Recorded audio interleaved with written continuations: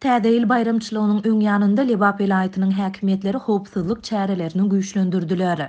Türkmenabad şäherinde ilatyň hereketi, kafeler, restoranlaryň iş wagty çäklendirildi. Täze arçalarynyň ışıklandyrış çyralary giýjen ýary bolmanka öçürilýär. Howpsuzlyk gullugynyň has güýçlendirilen tertipde işleýänligini görse bolýar. Türkmenabad şäheriniň köçelerinde yerleşdirilen polisiýa we kanun goraýjy daralaryň işärleri akşam saat 9-dan soňra köçe çykan raýatlary taklap nire we näme üçin barýandygy barada sorag edýärler. Dip Adatlyk radiosynyň habarçysy aýtdy.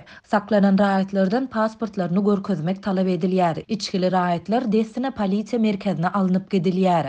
Polisiýa garşylyk görkezen raýatlaryň 15 giýje gündüz tutsaglykda saklanmagy ýaly wakalar hem bar.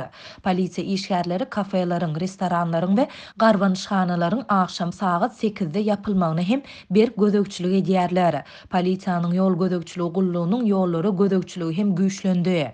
Ýol polisiýasynyň ulug sürüjilerini saklamagy, olaryň içkilidigini barlamagy we nire hem de näme üçin barýandygyny soramagy ýaly wakalar hem köpeldi. Häkimetler bu çäreler we onuň sebäpleri barada resmi beýanat bilen çykyş etmeýärler.